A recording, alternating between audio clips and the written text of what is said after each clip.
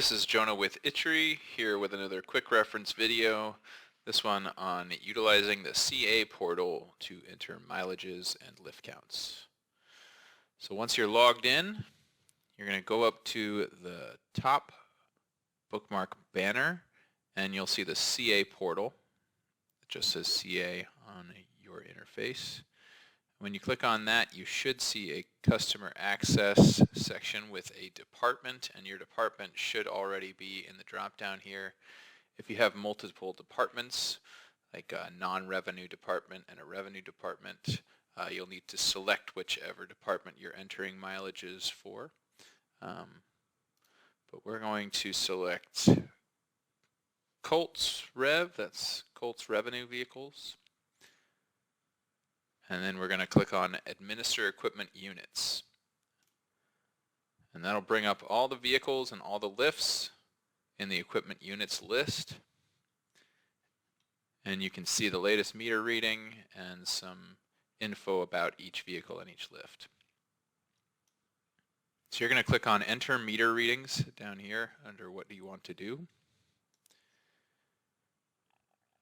And when you click on that, it will open up a dialog with new meter 1 reading interface boxes, and you can enter the latest meter reading for each vehicle, and that'll be the equipment ID, and each lift, and that's the equipment ID with either a -L at the end or a -L in the middle. So you can see your latest meter reading on the right, and that'll give you some reference point as to whether you're entering a meter reading that's accurate. So you just want to enter the most recent meter reading for each vehicle and each lift that you have data for. So there's your lift count, 17.2, and I'm just making up meter readings.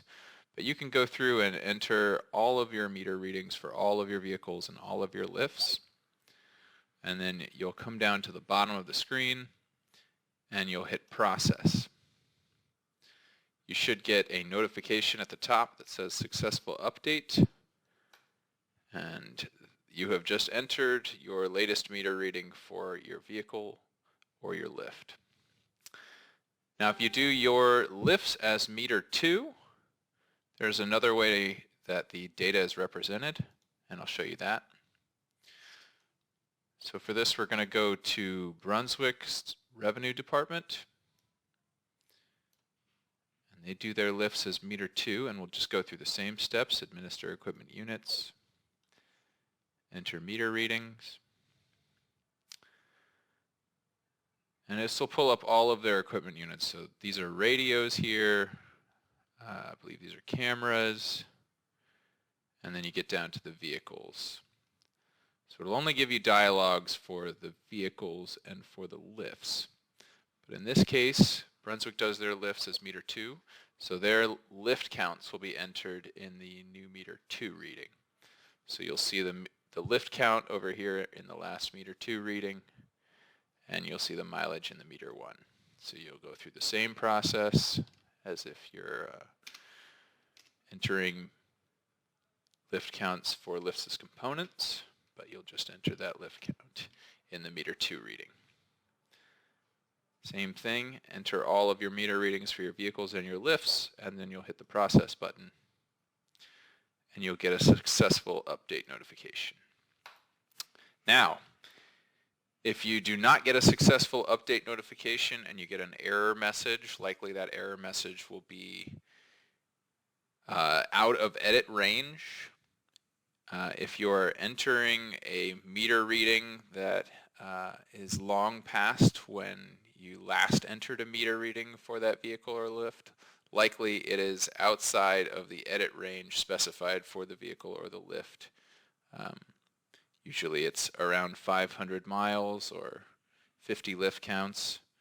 You just generally want to get your lift counts and your vehicle mileages entered within that threshold, but if you do not, there is another way that you need to go about entering your meter readings, your vehicle mileage or your lift count, and we will go over that process in another video on outside of edit range meter readings.